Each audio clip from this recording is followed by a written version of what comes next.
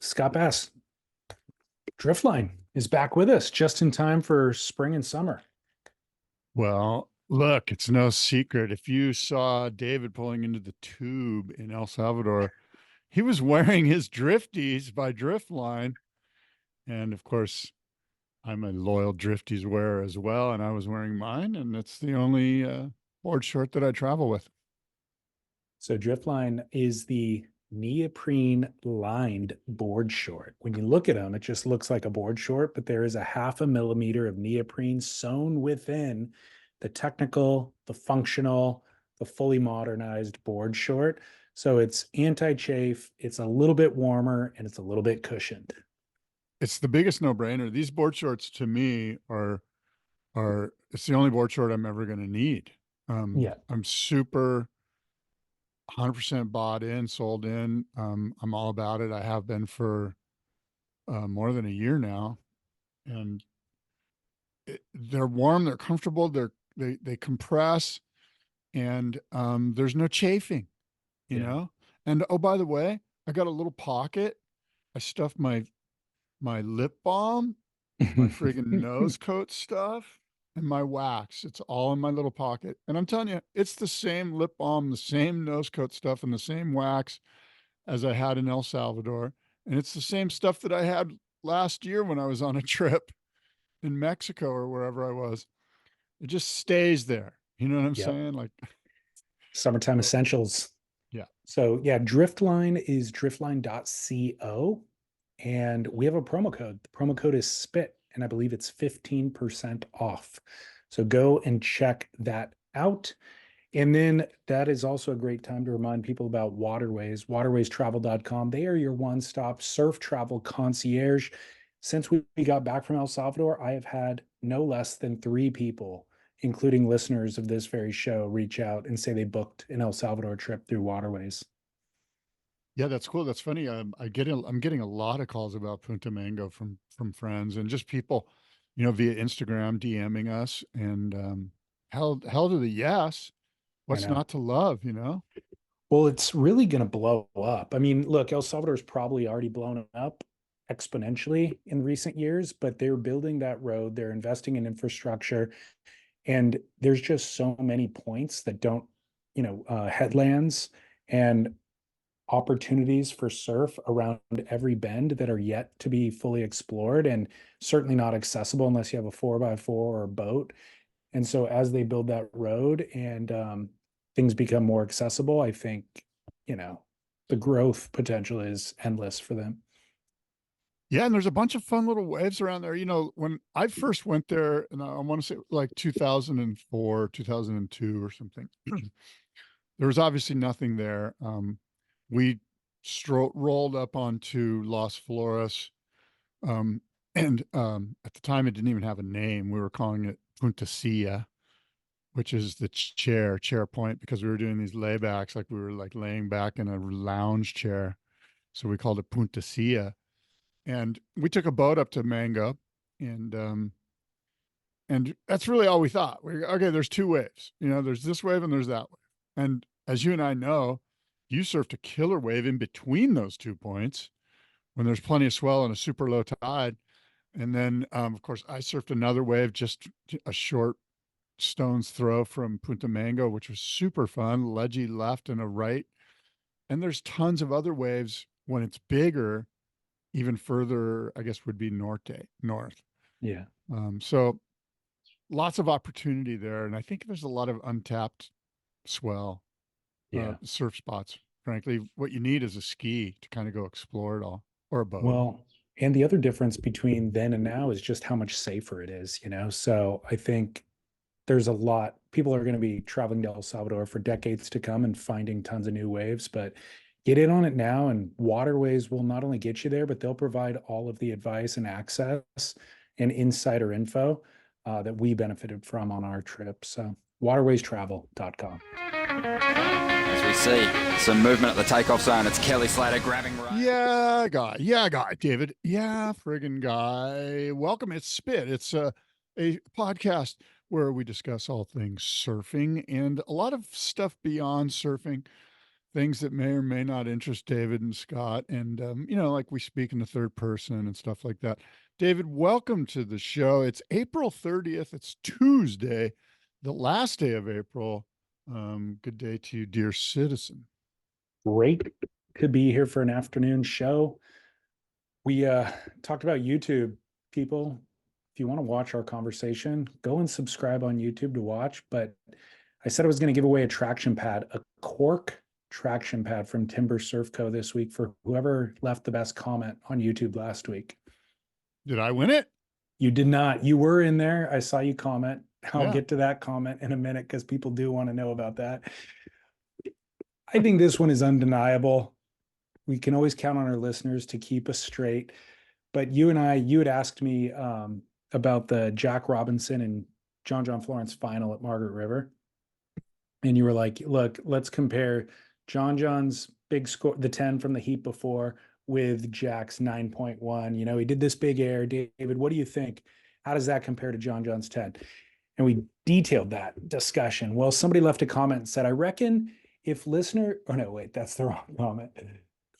Quote, Jack's wave didn't deserve a 9.1. It deserved an 8.1 because that's what it got, LOL. His 9.1 was on a different wave entirely, not the wave that he did the air on. You're kidding. I find that hard to believe. No, and I went back. The judges got it wrong, in my opinion. I went back and reviewed it, and the commenter, which is at Erica Cias. By the way, that's weird. Her last name is Cias, just like you used to call Las Flores. Yeah, Punta Cias. Erica Cias 6260 is that commenter's name. Erica, you just won yourself a traction pad. I'll try to get a hold of you via YouTube. But I went back and checked and verified. Yes, indeed. His air to then two long swooping cutbacks on soft shoulder was the 8.1. The 9.1 was a huge wrapping turn on a wave that was doubly as big. He came out of that big first opening wrap and then went into a big closeout slam. So it was a bigger wave, more compact, and two really kind of critical maneuvers. Yeah, negotiating that last section is tough. Yeah. That's interesting to me, though. I wouldn't say it was a big air, but it was a legitimate air with a lot of, like make it or break it, make or break the ride if you don't complete. And so because I just watched it fresh, I can state the difference was it was a much smaller wave. So yes, it was a make or break moment, but it wasn't a make or break wave. He did kind of throw caution to the wind on a wave that was no big deal if he would have fallen on, because it was never going to be a bigger score anyways. So he happened to land the straight air, but that was eight points for the straight air alone, because those next two turns really weren't worth scoring. And again, the other two high scoring waves in the heat, or the two from John and the one from Jack, were just, exciting waves to see. Yeah. So, all right. Well, Erica, good work. Wait, by the way, I'm laughing because this is not the first time that this kind of shows you like the depth to which we're really engaged with the WSL. That's kind of what it shows. But like I said, listeners do hold us accountable because they will correct us on all things. I mean, surf history, board design, all of it over the course of 11 years now. We couldn't do it without the listeners, in fact.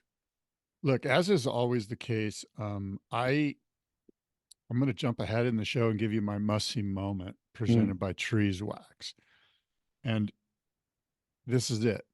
Neil Young and Crazy Horse on tour. If you have the opportunity, he's on tour. He just started in San Diego last week. And I went to the show. It was insane, super good. So if any of you have the opportunity to go see Neil Young and Crazy Horse, I think it's the Love Earth tour. Go see it, man. And by the way, I think Neil's playing at the Ohana Fest up here in Dana Point this September with Pearl Jam and Eddie Vedder. So you're going to get Neil Young. You're also going to get Pearl Jam. Then you're going to get Eddie Vedder and friends, which is, it's going to be insane, right? So there's an opportunity there. Kelly Slater always shows up, gets on stage with him. And maybe Neil, or for sure, like Micah Nelson or one of Willie Nelson's other kids. I don't know, but yeah, look, that's going to be a great show, and Neil Young's going to be there. So go check that out. So It was awesome. And I bring it up because a listener of ours wrote me a little text, a DM that I'm going to read to you. Scott, longtime listener and subscriber, thank you very much. And first time caller, you were talking about being a big YouTube guitar guy, and so am I. And here is the crossover. Did you know that Dirk Ziff reportedly has over 300 vintage 1958, 1959, 1960 Les Paul Sunbursts? That's easily over 100 million just in Sunbursts alone. And I'm sure he has plenty of other vintage guitars too. So anyway, he basically went on to say, hey, loved your show. Keep going on. Oh, and he went and saw Neil Young on the same night that I was there. wow. And there's some insane Neil Young videos online right now from those shows. So anyway, that's from our longtime listener, Ryan. So thank you, Ryan, for the inspiration. And I'm going to be watching. Are you a Gibson guy? I'm actually not. Okay. You can see I've got a telly there, and I've got this really cool, this is what they call a barn caster. Have I showed you this before? No. So it's a barn caster. It's basically reclaimed wood, and it's a Japanese telly neck. And there's this guy named Fred at I think it's Fred's Vintage Guitars or San Diego Guitar Shop. He's basically like the go-to guy that, like, if Neil Young's guitar breaks and their guitar tech's like, I need help, they go see Fred. Fred's like the guy in San Diego. He's been the guy for 30 years. Fred built this guitar. Wow. And it's got these really insane custom, or not custom, but rare pickups. And so anyway, that's what I'm playing. Gotcha. Wow. Okay. Well, what song should we close out today's show then with Neil Young in mind? Probably Cortez the Killer. Okay. Or Powderfinger. No, we've done Powderfinger like 8 years ago. I remember. Yeah. Well, I'm Cortez not the sure. Killer. You must not listen to my podcast because I often do the same Led Zeppelin song over and over and over because it's right there in front of me. I just grab it and put it on the end. Well, I like to curate the selections with a little more discernment. You know, you do a great job. Well, you do I like a great to. job. The thing I'm is, slothful. Well, Cortez the Killer now fits. The criteria that I set out in general, I don't always apply, but it applies today, which is it has to have some, relation to the show topics. Yeah. Okay. So, well, done. Yeah. Perfect. So that made it easy on me. But the other thing is, so it might just be the theme of the song relates to one of the show topics. It might be a specific lyric in the show that you have to think about that might relate to what you and I were talking about. Right. But I also try to not incorporate, I try to dismiss major hits.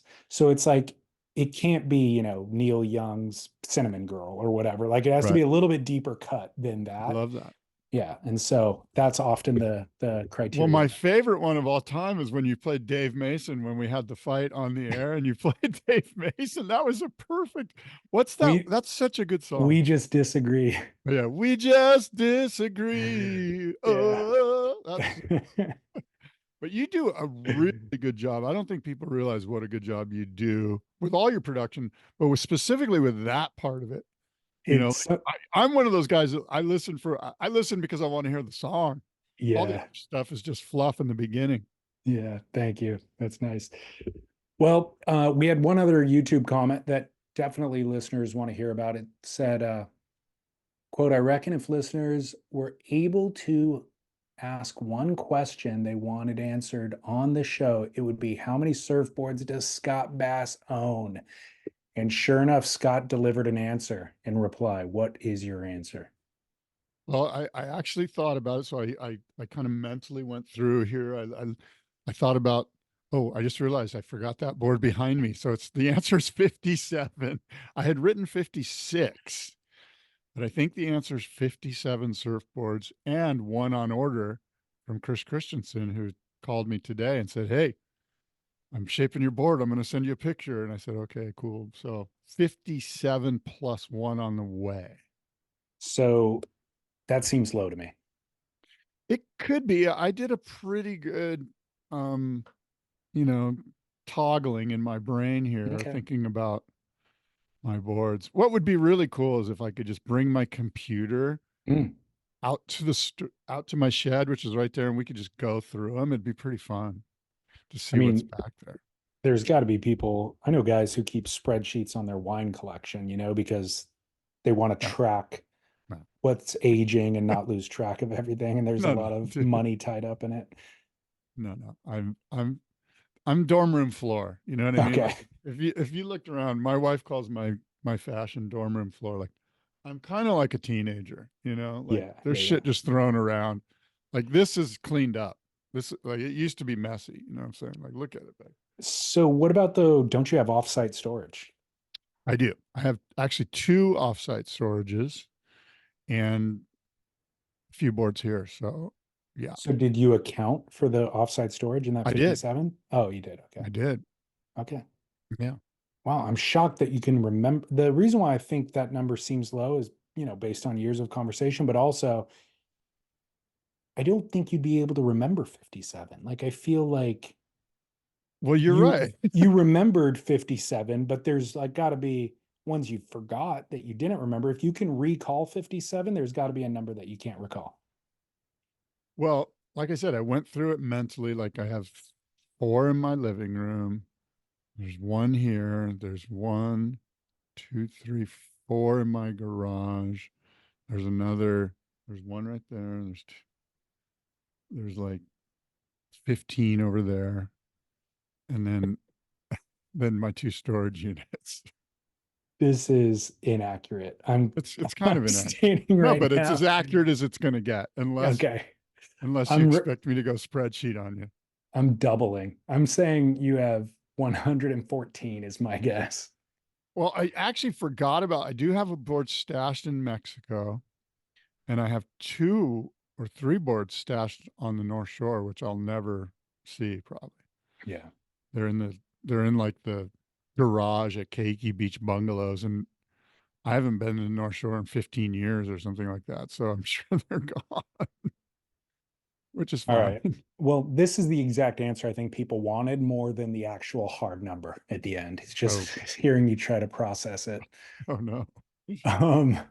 Well, we get a bunch of surf news coming out of Yeah. the WSL. I got Slater conversations coming up out the yin yang. I'm not sure what the phrase is or how that phrase even happened to be, but Kelly remains to be at the top of our news stories, regardless of where he's at in his career. The guy makes news every week. So where should we begin? As it should be. Well, I've got some Chopu stuff and just kind of some local non-story stuff about the Oceanside Pier. So, and then there's the Challenger Series. So why don't you start us off? It sounds like Slater is the lead. Okay, we'll use the Challenger Series to get to Slater. The Snapper event is on in the round of It's like 16 now. Yeah. In one of the 16 rounds that they run, I think we're halfway through the event. It takes about 2 weeks to get through, but at any rate, the surfing's, fantastic. Snapper is such a rippable wave that you can almost turn that event on at any time and kind of enjoy the surfing. One of the big stars who's having a breakout year that I mentioned last year, George Pitar, strikes again and takes out the aforementioned Kelly Slater. Kelly Slater, coming off of his quote non-retirement 2 weeks ago, is right back into an event before the next CT event, in fact, which is Tahiti in about 2 weeks. He showed up at the Challenger Series. I thought that he was just going to surf the World Champion heat. No, he was actually in the event itself. He lost in the opening round against George Pitar, but interesting. Did you watch his surfing? I didn't watch the heat. I actually watched some of this event. I did not select his heat to replay, but I saw him in the championship, whatever they called that thing, the Legends heat or whatever. Yeah. And I thought he looked incredible. I thought he looked so smooth. I wish he would surf like that more. It's almost like he gets too ampy when he puts a jersey on, which, by the way, anyone who's put on a jersey knows that feeling where you're going too fast for what you should be, attempting. But you tell me, I thought he just looked buttery smooth in the Legends heat. the way his hips were swiveling through the turns. That was in my notes. His hips look fine. His hips look insane. him bowing out of Portugal due to a niggling hip injury, I think is he's got that injury all lubricated. Yes. Niggling? Is that a word? It is. I like it. Niggling. And his hip looks lubricated at this point and in fine fashion. So yeah, that, first of all, the World Champs Heat is awesome. It's a great concept. Mick Fanning could absolutely still be on tour with the surfing that he is doing. Like, for a guy who's had 2 or 3 years off, you would think that he would get, he'd spend some time on the sofa and put on some weight. He looks as sharp as a tack. So Mick's looking insane. Steph Gilmore looked insane. Joel Parko was just cruising on a twin fin, I think. But Kelly looked in fine form. Interestingly, he rode a different board in his actual competitive heat. He rode a twin fin that was like short and wide. That's what he was on in the CT heat. He was on a twin fin, wasn't he? Oh, was he as well? Yeah. Oh, okay. Yeah, because they were saying, I wonder if he's going to ride this twin fin in his real heat. Gotcha. So, it's interesting how judging works, and we could probably do a much deeper dive. We've probably touched on this plenty over the years, though, is just riding a twin fin, somehow the judges don't score it the same. It's misinterpreted. The surfing that he was doing was misinterpreted by the judges. There was one wave in particular, he needed a score, and I think he got a 6. He needed a bigger score. They ended up giving him a 6. I rewatched that wave in slow-mo a couple of times.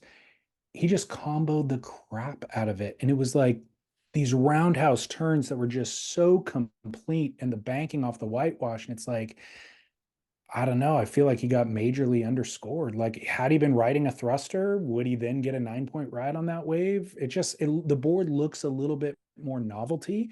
And so maybe you don't take it as seriously. I'm not sure. I think Kelly might have got underscored.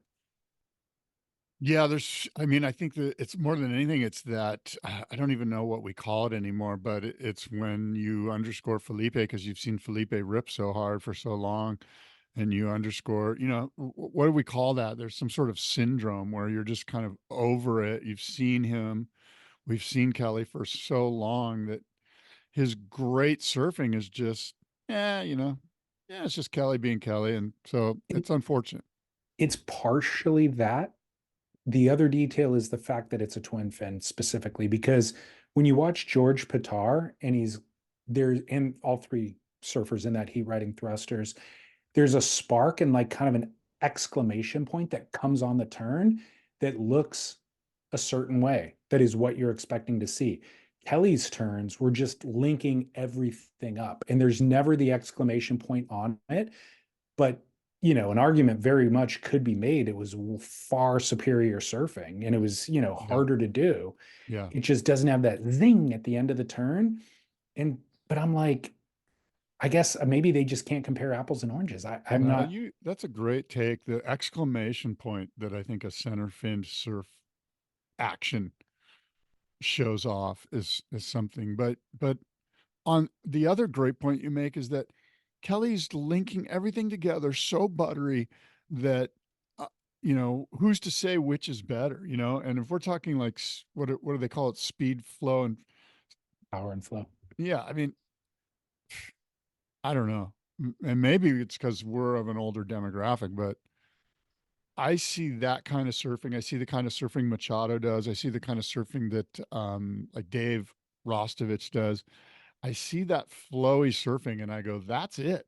That's it, Yeah. And yeah. maybe there's not an exclamation point because you don't need an exclamation point when your sentence goes forever.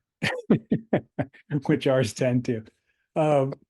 So I told you I was going to interview Shane Horan. Yes, I saw that. So I did. And, this exact thing that we're trying to talk about with the limitation of the judging has been going on forever.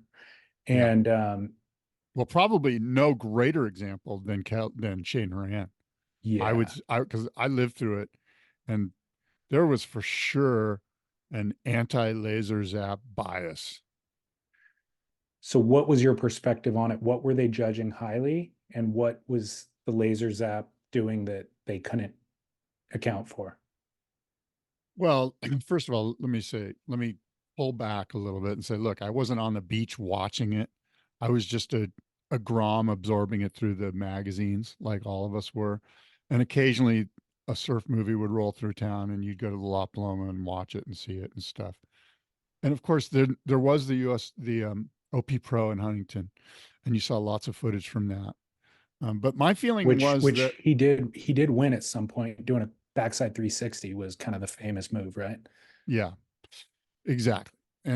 But it, there was a lot to unpack here, and I'm not sure I'm the perfect guy to unpack it, but Shane was going up not against just another board design. He was going up against Mark Richards and the twin fin, which the entire rest of the field had adopted. Nobody adopted what Shane was riding. Everyone else went to the twin fin. And I mean everybody else. And it was that, 3-year period between twin fins and single fins when there was no tri-fin, there was no thruster. And so it was Shane against the world, Yeah. and we're talking about different types of surfing. I think Shane was way more out in the flats, way down, carving way down deep in the flats of the wave bottom turns and straight up. And I think the twin fin was just maybe more mid-face, more kind of in the pocket, hooky, kind of snapping off that inside fin. And Shane was just bang, bang. And, I'm not sure So I would suggest to you that he probably got the raw end of the stick a few times in the judging situation. yeah, so the way that I'm kind of piecing everything together from I was really young when that was happening. If I was I was actually not born for half of it, and then I was barely born the other half of it. But piecing it all together, the way it seems to me is like he came from skateboarding.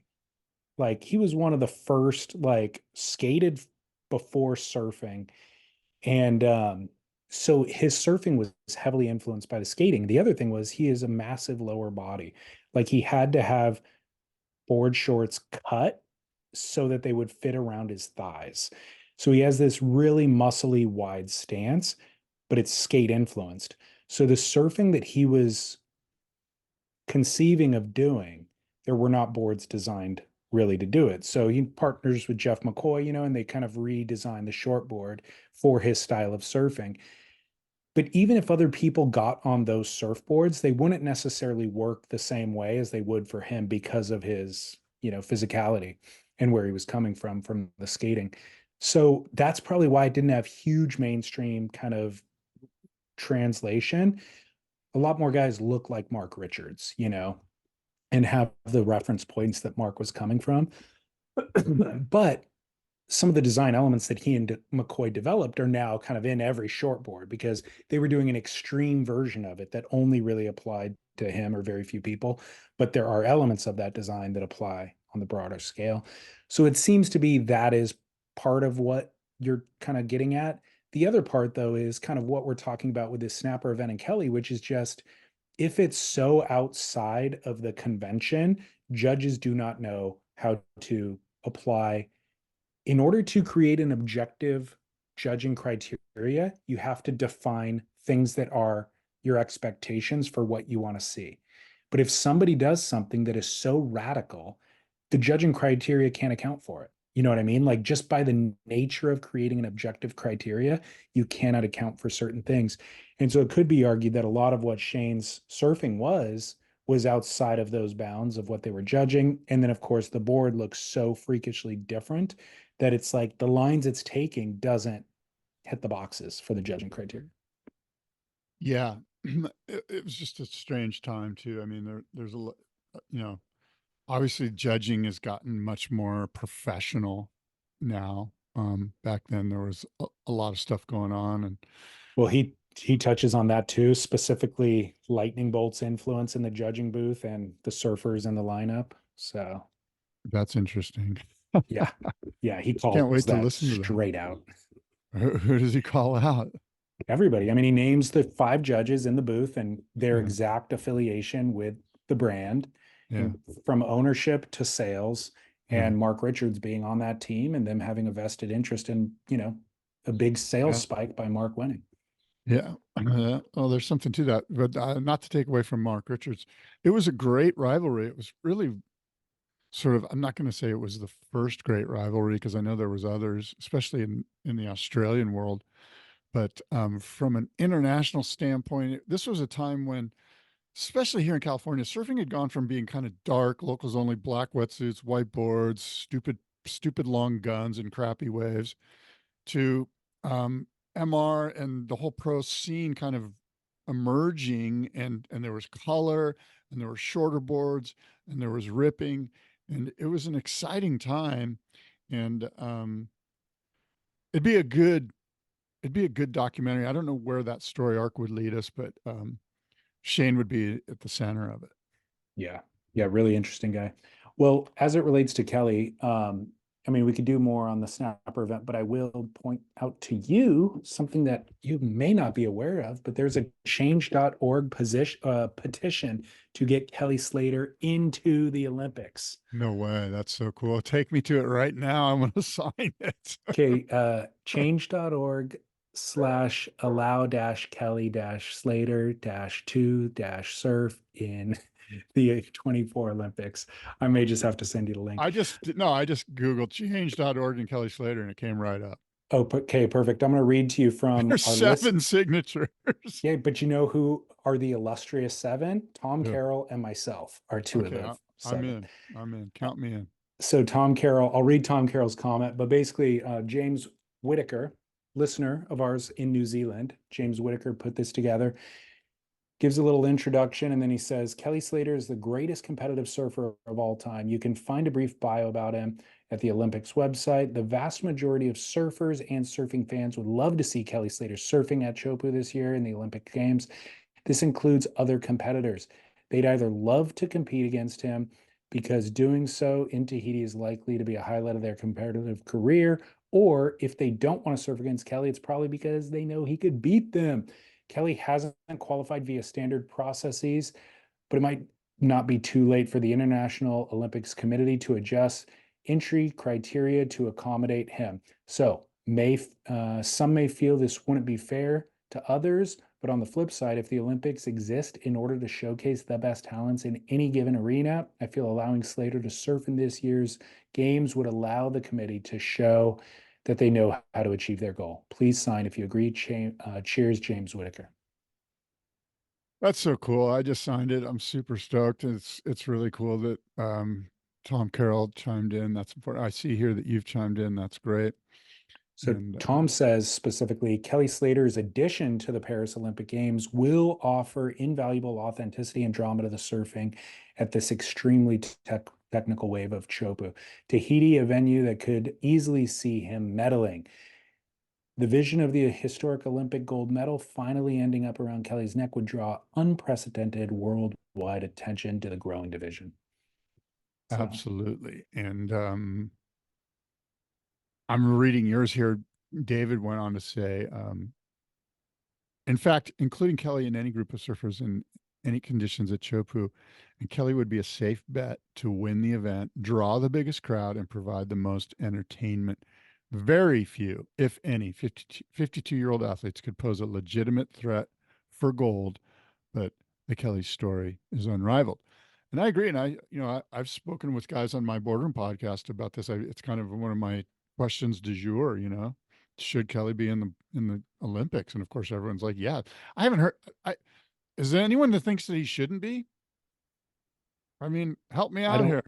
I don't think so. I mean, look, the only argument that could be made that I've probably made even is like, whatever the IOC sets as the criteria, you should stick to the criteria, right? And so I don't like the idea of making amendments to the rules, but the reality is the criteria is very flawed. Like there's a very specific limitation to the criteria. It's, you're qualifying surfers who've never even surfed Chopu, to be perfectly honest. Yeah. So Kelly Slater, as I stated in my comment there, is the most qualified surfer on the planet to surf the 2024 Olympics at Chopu. Full stop. Yeah. You know what I mean? Like, the amount of time that he spent out there, the amount of wins he has out there, the amount of competitive prowess and experience is completely unrivaled. Like, you couldn't make an argument for any surfer to be more qualified to surf in the Olympics. And I mean, who knows? I don't know all other sports, but it'd be hard to find another athlete that's more qualified to surf in their sport or to compete in their sport than Kelly is to surf in the Tahiti Olympics. So yes, let him surf. Totally agree. It'd be like if they had the Olympics at Augusta, Georgia, where the Masters is held, and they weren't going to let Tiger Woods do it. And Tiger Woods won it like 3 years ago. He was the winner at age 49 or whatever. Like, so anyway, yeah, look, we beat this thing, but I think now's the time to kind of drum this drum, to beat this drum, so to speak. And yes, let's get Kelly in the Olympics. It's such a no-brainer. That's what it's frustrating. And I don't care about qualification. None of that matters. The IOC can make any rules they want. Everyone knows that. They've been doing that for years.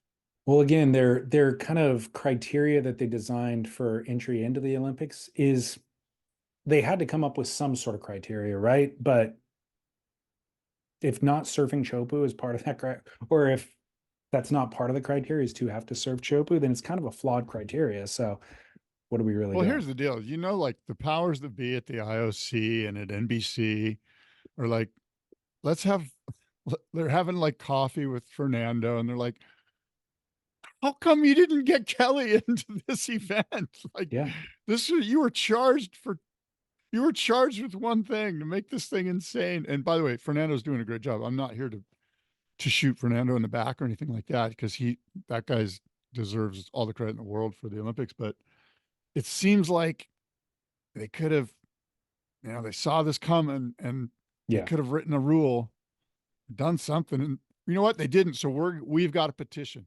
Change.org, Google Kelly Slater and change.org, sign the petition. Good. I like it. The other story that relates to all of this is that the WSL announced snappers back on tour on the CT tour for 2025. They also announced the wild cards, which include Felipe Toledo and Joao Chianca, Stephanie Gilmore and Lakey Peterson on the women's side.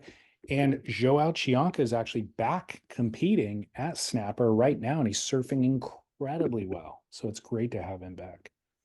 Yeah, I watched a heat with, it wasn't that heat, but it was a heat with 4 Brazilians, and holy mackerel, it was Samuel Pupo. It was Ian Gouveia. Remember, I sent you the link. I sent you a video. Ian Gouveia, wasn't he on tour like 20 years ago, or was that his dad? Or something? His dad was on tour, but Ian was on tour as well. I thought he was. Yeah. That guy surfs incredible. But how fun is, like you said earlier in the show, Snapper's just so much fun to watch. I know. When it's 3 feet, because you can just see the next section running up to you, and it's just, you can mind surf the crap out of that wave. But yeah, so look, the surfing's insane. I'm stoked for the wild cards. Good for Lakey and Steph and Mr. Chianca. What's his name? Luca Chianca? Joao. Yeah, sorry. Joao Chianca.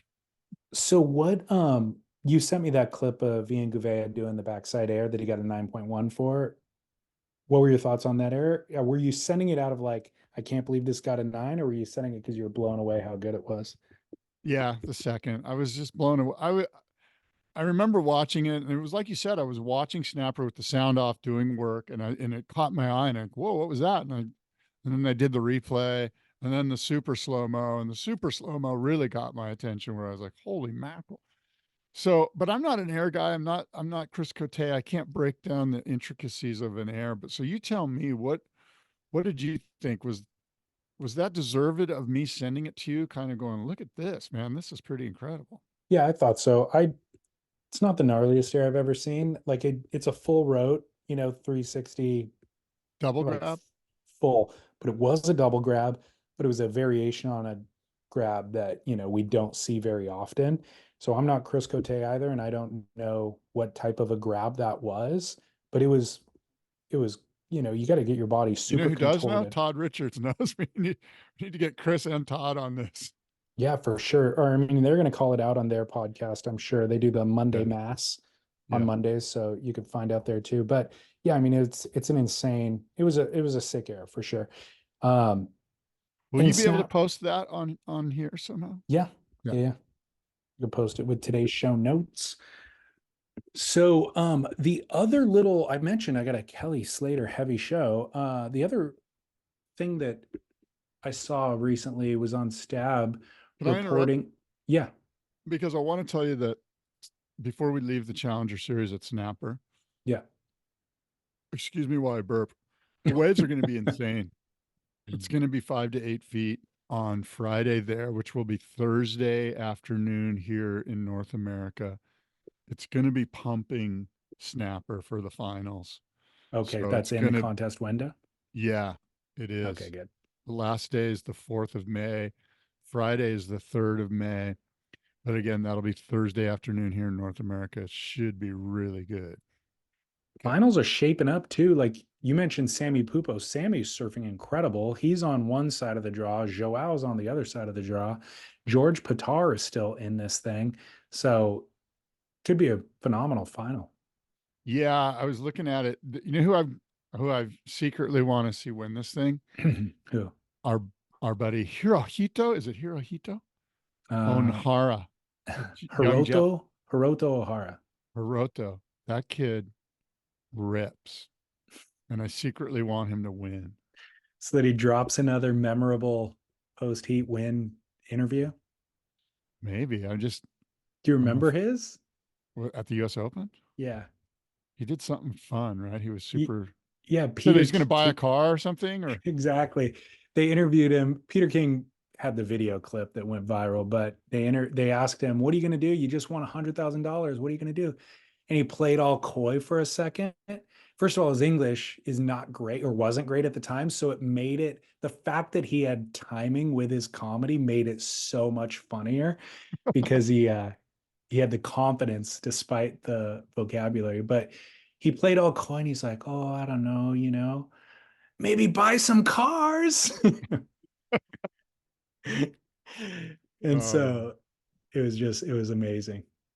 Wow, that's who I'm pulling for. And you're right. I'm looking at it, so there's 16 guys left. I mean, if you're on the Challenger Series, you're trying to qualify for the CT. There's only like 4 events, right? Yeah. I mean, there's these two. I think, are there any in Hawaii?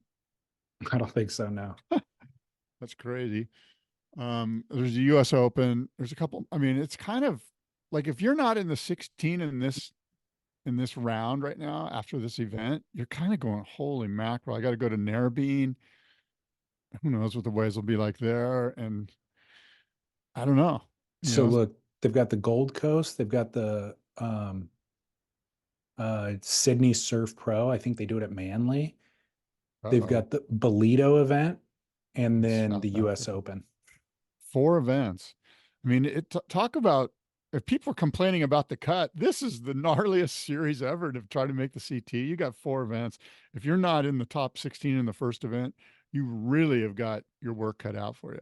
I was hoping Alan Cleland Jr. would find his way into this. And it's kind of bums me out because the waves have been 2 to 3 feet. It's been super fun snapper, totally rippable. But if you look at this, every one of these guys is like $130. You know what I mean? Like there might be one, maybe Josh Burke is the head. No, well, Joao Chianca, I don't know how much he weighs. He's probably $160. These are all lightweights. And it's unfortunate for the heavier footed surfer that they've got to do this. Then they got to go to Manly. Bolito could be bombing and solid and good. And, yeah. But Yep. I guess my question is, of these guys, who do you want to see on the CT of these 16 that are left? And I'm sure you're going to say George Patar. No, I mean, look, we see guys come out and have like a banner performance sometimes with like a breakout year, but I don't know that he's got staying power, so I wouldn't necessarily put my money on him. He's been exciting to watch though. Sammy Pupo, I'd love to see back on tour, but if you're making me pick a new guy, Jacob Wilcox, Alejo Muniz, we've already seen on tour. Oscar Berry, don't really care. George Patar, Michael Rodriguez, we've already seen. Hiroto Ohara. I mean, to be honest, Hiroto. Josh Burke. Josh Burke or Hiroto, maybe. Yeah, I wouldn't mind seeing Josh. I'd like to see Josh Burke too. Yeah. Anyway, So, all right. Well, we'll see what happens. Kelly Slater, I was talking about the other little story with him that I saw pop up was he's being coached by Glenn Hall yes, this year. yes, Micro So Hall. yeah, Micro started with him in Australia. So Bells and Margaret, Kelly got 17th, obviously. He got last in this event. So the coaching may not be working out, but I think he's going with him to Tahiti as well. What are your initial thoughts on Glenn as the coach of Kelly? Well, I read the article by Stab about this, and my takeaway is that it's a positive thing because what Kelly needs more than, and I think all athletes need, is they need somebody to be truthful with them.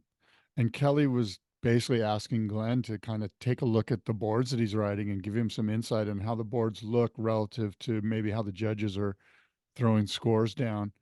And I just think that there's probably a lot of yes men around Kelly, that are just like, oh yeah, board looks insane, you're killing it, Whereas Glenn's probably like, you know what? No, like, and I guess because they play golf together and there's some deeper level of understanding and commitment and friendship and trust in this guy telling me the truth that I think it's going to work out. Now, obviously the performance lately suggests what's he doing coaching you? It's not working, but it's not really about that. It's more about somebody that's going to be truthful with me, somebody that's going to call me out if things don't look good. And I think that's where Glenn Hall comes in. Glenn Hall also has Rio Wida, Molly Picklum, Tyler Wright, and Lakey Peterson. Can you effectively add another person to the roster? Well, I don't think, see, with Kelly, I don't think it's a whole lot of coaching. I think it's more like he and Glenn have a little debrief, and there's not much you're going to tell Kelly. It's not going to be about technique. It's going to be about, here's what I'm thinking, another inch or an extra fin or it's going to be, this is what I'm seeing, Kelly. This is what I'm seeing. I don't know. You might not be seeing that, but that's what I'm seeing. I mean, what my thought question to you is, yeah, you're not going to tell Kelly much about technique. Who are you to tell him about boards either? You know what I mean? Like Well, Kelly he's knows asking. more That's the about. thing, is he's asking. He's asking for somebody to give him some honest feedback about how the boards feel relative to the way the judges are throwing scores down, and Yeah. sometimes you can't get that even when you're in the water on the boards. You need a fresh pair of eyes to give you the honest truth about it. I liked seeing that this was happening because I like the idea that Kelly is, still evolving and asking for help. Yeah. And it made me think too that, I think one of Kelly's, I mean, who can say what his greatest asset is? Because there's a lot of them, but I think one of his hidden assets maybe is this ability to be in a teachable state. And I think that part of what's great about surfing is that we have these elders who we instinctively honor. They came before us. We are so reverent of what they've done that it's like, if we're around them, we'll just listen. Like, keep talking, we'll just listen. And I think Kelly has had access to so many of those people in his life. And this actually came up with Shane Horan as well, because Shane has coached Kelly unofficially for years, just intermittently. And he said that he was working with Kelly prior to the last event Kelly won in Tahiti, which might have been like 2009. It's been a while now. But, he's like, he goes, we were surfing together and like I would coach him in that way. But like, he goes, I specifically remember like spending 90 minutes in the car talking before we went surfing one day. And he's like, my whole ambition as the coach was to manifest in him the belief, the self-belief. And so I wasn't giving him a mantra to say or anything like that. It was just a matter of like through conversation, making him know that he can do it because he's done it before. He's still got the talent. He could do it again, for 10 more years if he really, so he just needs to have the vision, certainly the confidence, but beyond that, like visualize you on the stage with that trophy, And so Shane was talking about kind of embedding that stuff into him. And it made me realize like Kelly keeps those people in his life everywhere that he goes, or just people who are full Kelly believers in what he's doing. And I think that it can go wrong in the way that you're talking about, where it's like, nobody's going to tell him no, nobody's going to tell him the truth. But I think that's one layer of people, probably a really dense layer. But beyond that, there's a thin layer of people who have known him for 30 years who are specifically there for those reasons, to hold him accountable for those types of things and give him the confidence and allow him to achieve his goals in those ways. Yeah, look, we're all here for Kelly in the Olympics, and Kelly at Manly. Is Kelly going to surf at Manly? That's sad. I feel sad. I would bring him a donut and a thing of decaf and just go, dude, you know what? Let's just go play Atari or something. You don't want to surf in this heat. When do you think the last time Kelly Slater ate a donut was? That's my point. Like, I would just be like, it's over, bro. Here's a donut. Let's go play some video games. I'm sure that he's had like a version of a donut made out of chia seeds that you like compact together somehow, but a properly deep fried donut, I'm going to guess 20 years. I agree. What he eats now is dharma nuts. They're not donuts, they're dharma nuts. They're like an Indian, like you said, like a flaxseed, chia seed, kind of like like basically it's kelp and seeds kind of and then they punch a hole in it. Exactly. Is his life better or worse by not having that donut for 20 years, by the way? I mean, I've been eating donuts for a long time. It's great, but it's there. And you haven't gotten 11 world titles by doing it? Oh, that's true. I'm just saying the occasional indulgence. I'm not saying he needs to live on donuts. I'm saying in 20 years, if you had one occasionally as a celebration, would your life be any worse? I don't know. Here's the thing about donuts for me, right? Is there a single food item that you eat and then you immediately go, oh, I shouldn't have done that? Like, that's what a donut is to me. And I mean, not a whole donut, just one bite of a donut. Yeah. And I'm immediately like, oh my God, I'm never doing that again. Like, I'm anti-donut for the record. Hot dogs fall into that category for me as well. Oh my God. Yeah. Any of that crap. Yeah. I just can't do it. Yeah. Yeah. I don't disagree with you.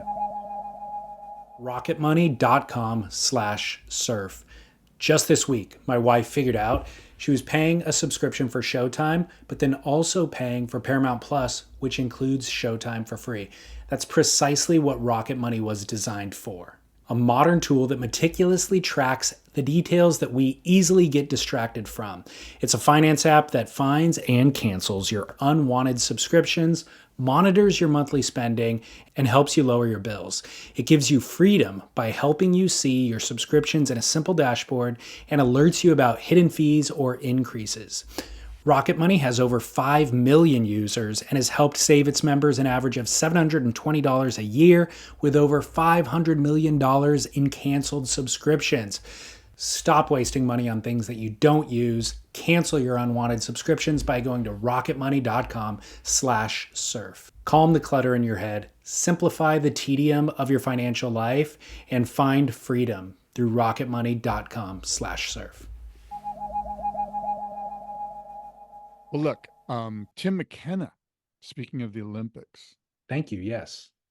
He posted up some nice images on his Instagram. So I would urge the listeners to go must-see moment presented by Trees Wax. Check out these nice images and videos of the too many must-see moments. You already said I'm just trying to take care of our bros, man. Our bro over there, Ryan at Trees Wax. What about Christian? I mean, Christian. I'm sorry, Christian. Ryan's the guy who sent me the IG, the Instagram about Neil Young. Christian at Trees Wax. Look, Tim McKenna's Instagram. There's videos, images of the new judging tower at Chopu. And this is what Tim said. He said, thanks to the pressure of the local population, nature conservation associations, and all the people around the world who signed the Save Chopu petition, the tower project was reduced to the bare minimum in order to have the least impact possible on the environment. The area where the tower is built has very little coral. It's a flat shelf with small spread out coral heads, and a few bigger ones are bigger rocks, which are already covered with coral. And over the years, corals have covered the previous concrete tower base structure, as you can see in his videos. And again, I'm quoting Tim here. And he goes on to say some other stuff, but before we get to that, any thoughts on what you've heard from me so far? No, but I appreciate Tim McKenna giving us the update from, on site on this thing, and also thoroughly kind of, I thought his caption was really helpful too. It can be damaging sometimes just to put images up and then let the comments go nuts. So it's good of him to then I'll full continue. Information. Because Tim goes on to say the new tower was never only for the Olympic Games. It's a collapsible tower, David, that will be assembled every year for the duration of the event. The aluminum structure, designed and built exclusively in Tahiti, can finally be certified for insurance and safety reasons.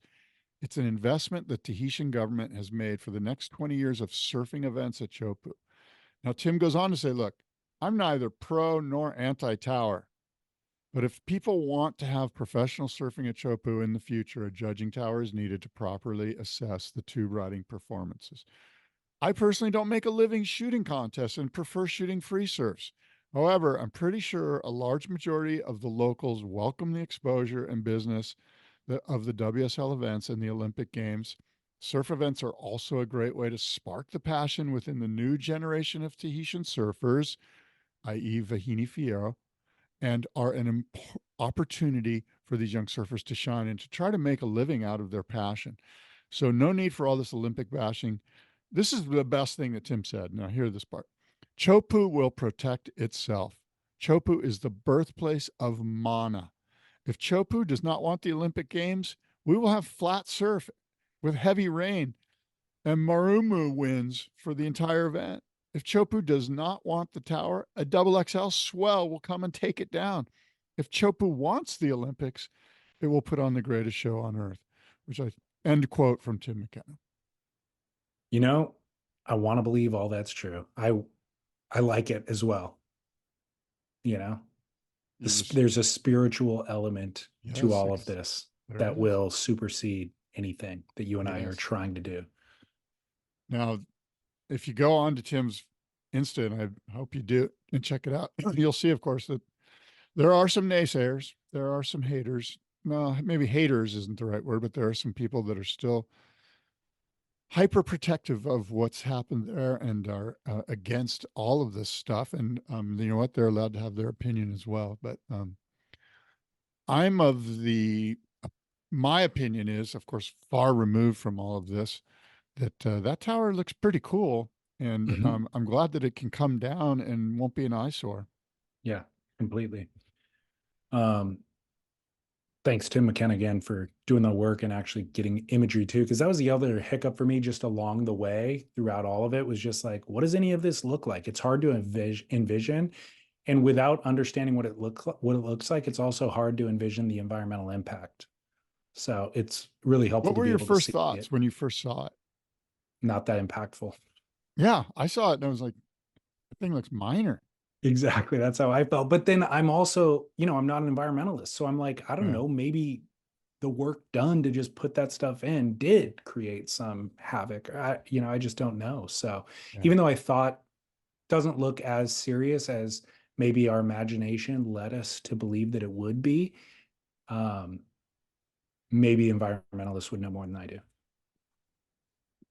Yeah. Well, look, more is going to be revealed. The WSL version of the Chopu event starts May 22nd. And so I'm kind of already geeking out on the swell predictions for that. It's way too early, of course, but we should see what happens. Okay. I know, by the way, Carissa Moore's been given a wild card into that. I didn't even see that. Yeah, Carissa Moore's got a wild card into that, which is great because she'll be in the Olympics. She's the defending gold medalist. Perfect. Because remember last week I was asking you, I'm like, do they even practice? Are they even going to get any like competitive chops going? Any practice before they head into their Olympic competition? And it looks like she's gonna. Yeah. So let me ask you this: on the women's side of the draw, who wins Chopu? Um, And I think before Vahini. okay, that's a good, but because I want to say, I think, uh, what's the pipeline girl's name? Wong. Moana Jones Wong. I think Moana Jones Wong got in there too. Through which country? No, not for the Olympics, for the WSL. Oh, The one coming up oh. on May 22nd. Gotcha. She got a wild card into I it? think so. Now I could be probably blowing it. I know Carissa's in, but I want to say, I let me see if so I can pull it up. look, I I'm not convinced how much her pipe experience translates to Chopu. They're obviously the you know, courage that it takes to paddle into a wave like that, but they are two very, very different waves. And so I think experience at Chopu trumps all in this scenario. So somebody like Vahini, somebody like Caroline Marks, who spent a bunch of time out there practicing, I think I don't know how much time Moana has actually spent out there. So She's maybe not in she it. is. Sorry, Oh, she's not. not Okay. her. It's Carissa and Vahini Fierro are the wild Yeah. cards. Vahini, I could see winning this thing. Yeah. I mean, if the waves are, I mean, imagine like a proper Chopu swell and them running the women, like, because that's something I don't remember seeing, you know. And Yeah. I think Vahini in that scenario just cleans the I field. almost feel like they have to do that. Like, I I wonder know. if there's pressure on them to do that. And I think that if there is, that's proper applied pressure. I think they should run the women in solid pumping Chopu, like the best, 4 hours of the event in the early rounds. Like, let's just go. Let's go. Plus, because there's a cut, we got way less surfers in Yeah, general. And I think they'd be doing a service to the women if they just said, okay, here we go. Like, agreed. this is it. It's on. Yeah, let's see it. And I think that there are a number of the athletes who would absolutely step up to the plate and throw themselves over. Um, Caitlin Simmers for sure, Molly Picklum for sure, Carissa Moore for sure, um, Caroline Vahini, Marks. Carolyn Marks. What about Tatiana? I think Tate would for Yeah, sure go for it. I do too. Yeah. So let's do it. Yeah. Radical. That would be cool. I hope they do I, that. I hope that happens. I pulled up my phone while you were talking to look up the definition of niggling. Yeah. Petty, bothersome or persistent, especially in a petty or tiresome way. Cool word, man. Niggling. I said Kelly Slater's niggling hip injury. So it's Petty. official. And then It's a what? petty injury. It's a petty injury. Exactly. I also, when I pulled it up, Michael Dunphy had just posted a clip at Snapper of some longboarder burning him, and Michael grabs his leash and pulls it and knocks the guy down. Pretty solid clip. I don't know if you could see it or not. I can see it. Yeah, so it is pure pandemonium out there at Snapper, dude. That Like, hurts when you grab a leash like that. It hurts your fingers. so you've done this before. Well, Lance Burkhart. But I can't, every day I pull up Instagram and see free surf clips from Snapper. There's another one that's more egregious than the day before. Eli Hanneman doing a massive full, front side air into a guy who's dropping in on him. Joao Chianca getting burned by a guy and like landing on top of him in a bodyboard stance. Michael Dunphy pulling guys' leg ropes. It's wild out there. I couldn't imagine paddling out because I was looking at it this morning, like at daybreak, and it just, I couldn't imagine paddling out at Snapper when it's 2 to 3 feet and there's a million frothing 20-year-old sea level pros trying to get a photo. I know it's Crazy. so gnarly. It's so gnarly. Well, I got a must see moment. Do you have anything else that you want to address before then? The only other thing is that, the Oceanside Pier caught on fire this Oh my week. gosh. Yeah. And I'm sure you heard about it. It was kind of big news here. And, that's kind of it. Oceanside Pier caught on fire. They put out the fire and everything's going to be okay. Was it a restaurant? There was a restaurant out there and they still haven't really quite determined exactly how the fire started, but What time of day was it? 3 p.m. on Thursday. And there was just a massive plume of smoke up there in Oceanside, kind of coming down the coast of San Diego. So it was kind of a big deal. Choppers and lots of lots of fire boats putting out the fire, and it was quite a scene. Yeah, it looked crazy. I'm glad that they got it under control before taking down the whole pier. Waves were firing that day. Yeah. Well, good. You didn't even get that. Oh, was that a joke? Yeah, the waves were firing. Too soon, dude. Too soon. I'm not ready. I'm still in mourning. All right. My must-see moment presented by Treeswax is, guess who? Kelly Slater once again. The stoked bloke, Barton Lynch, whose podcast I've referenced a couple of times here on our show, did a 2-hour deep dive, just Barton and Kelly sitting at the table. And they have a long history together, and it is excellent listening. I bet you get two really honest and thoughtful, intelligent humans talking. I bet it's really good. It's probably must listen. It is. You can watch it on YouTube, so we can call it must see as well. Presented by Treeswax, the only petroleum-free surf wax. Treeswax.com. So you remember a couple of weeks ago, I was talking about the Surfline interview with Kelly, and I said, it's nice to see Kelly candid. And you're like, no, I make an argument that Kelly's always been candid. I think you're right. And this was more of it. Like, Kelly was emotional in it and unpacking things like how his father's alcoholism affected him, and how his mom would sit up at night looking out the window at every car that passed to see if dad was coming home. Stuff that was just, deep, like gnarly, like as if he and Barton, who have been friends for decades, are having this conversation in private, but he's doing it publicly. So I thought it was an incredible interview.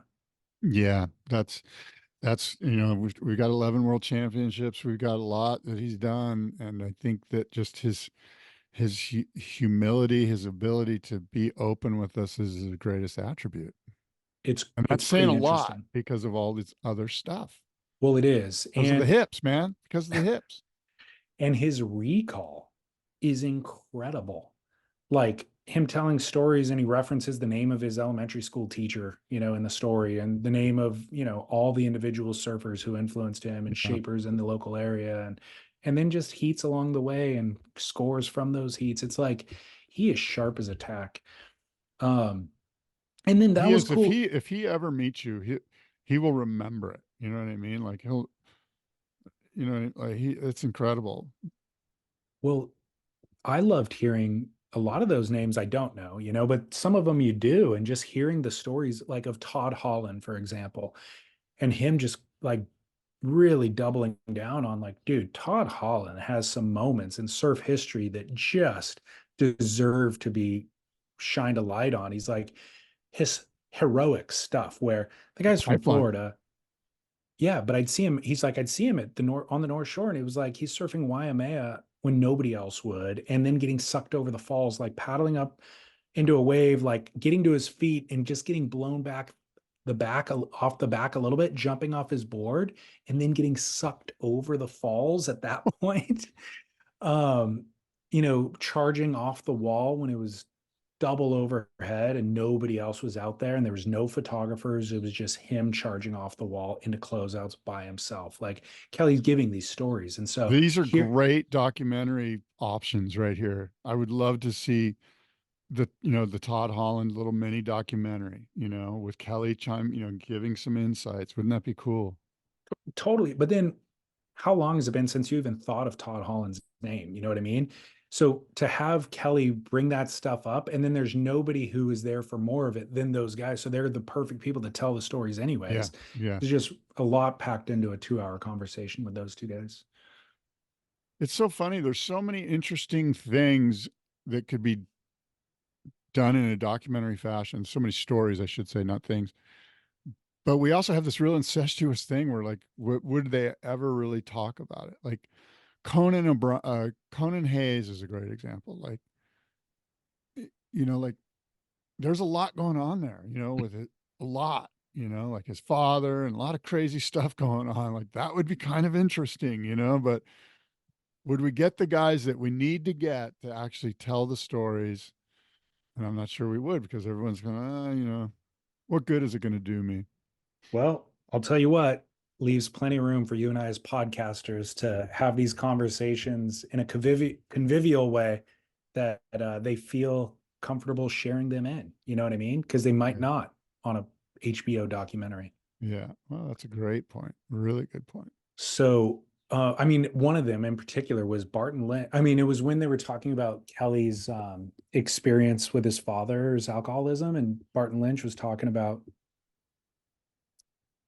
in Japan a situation where he got into a bar fight completely drunk and just got absolutely beaten to a pulp, unconscious by an American military man. You know, they were just at a bar and somehow Barton picked a fight with him, I guess is what he said. And the guy just beat him unconscious, and his face was, talked about seeing Kelly the next day on the beach, and his face was just swollen shut, you know? And so Barton, it was one of the pivotal experiences that Barton confronted that, you know, gave, led to him kind of getting away from booze as well. That's amazing, you know, and Kelly's not, like, obviously not an alcohol drinker, you know. But what's funny is that I was thinking about this earlier in the show. We were talking about Chopu. We're talking about Kelly for some reason. And what came to my mind was he's the only guy at Chopu that after he won, he chugged a beer on the wave. Somebody handed him a beer. And that's like so not Kelly. That was during that letting go heat where he beat Bruce Irons. He was comboed. He had to get 2 10s, and he got 2 10s, and then somebody handed him a beer and he drank a beer, which is like I say, it's out of character, but I think it shows how radical that moment was. By the way, is Bruce Irons, I saw something on Brian Beelman's Instagram about Bruce Irons making a comeback. Did you see this? Yeah, I think Beelman's being really optimistic and generous. Bruce posted an Instagram video at a rehab facility in Mexico where he was getting some plant medicine treatment. Oh, and so Beelman's probably using that testimonial to say that Bruce is making a comeback, but I would say it's a premature claim. Right. We got to wait and see. Bruce does not look to be at the top of his game in that testimonial video, but he seems to be excited about the potential for coming back and feeling healthy again. Moving into the solution. That's good. Yes, it seems to be. The one final thing I'll say about Kelly Slater that he revealed in that interview was about his competitive mindset. And he said that in the last 10 years, he has not looked forward to traveling to contests. He said, quote, "I rarely want it anymore." And he said that the Olympics was one thing that was like a little bit of a revitalization of like that competitive desire and lust.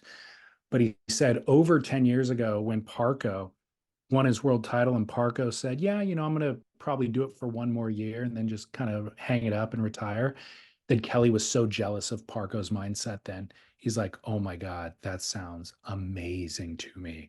But he just could not give it up, you know? And so in the subsequent years, he's, quote, rarely wanted it anymore. And I think that has been his contest results have reflected that mindset for him. That's really fascinating. I think there's something there, like, because Parko was able to kind of take the surfer cloak, like, I am a professional surfer, this is who I am, and just go, nope, I'm actually Parko, the bloke that wants to watch footy and drink beers with the bros. And he's able to do that. And I think Kelly for so long has had this cloak of I'm the professional surfer, but to take that cloak off and put it to the side and go, now I'm a dad mowing my lawn and taking my kid to drop off, you know, for kindergarten.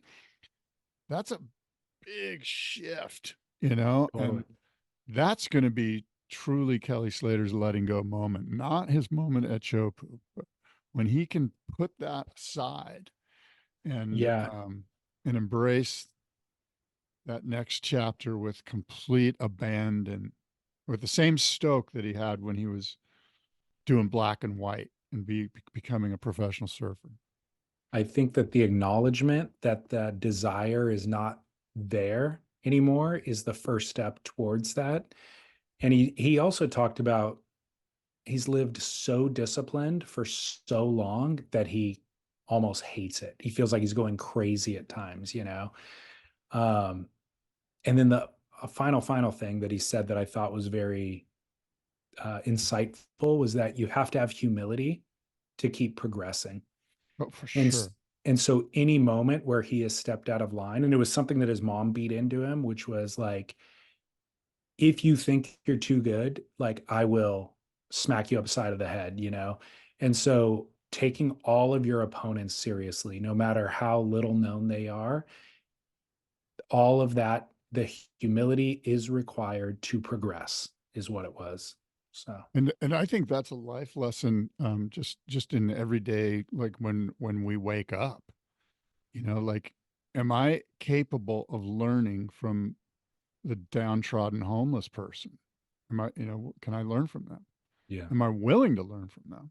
You know, yeah, and if the answer is yes, then you're probably going to be open-minded and willing and learn. yeah. So good position to be in daily. You never know when those lessons are going to come and who they're going to come from. It's a hard one, but it's a good one. Yeah. Well, thank you. The Stoked Bloke, Barton Lynch, is putting out bangers weekly in concert with Peter King. You can find it on YouTube or anywhere else, I'm sure. So Cool. Well, look, David, great show. 5:30. I was going to make it to yoga, but I'm not going to. sorry, dude. That's okay. You know what? We had a great late show. I'll tell you what, until next time, David, adios and aloha.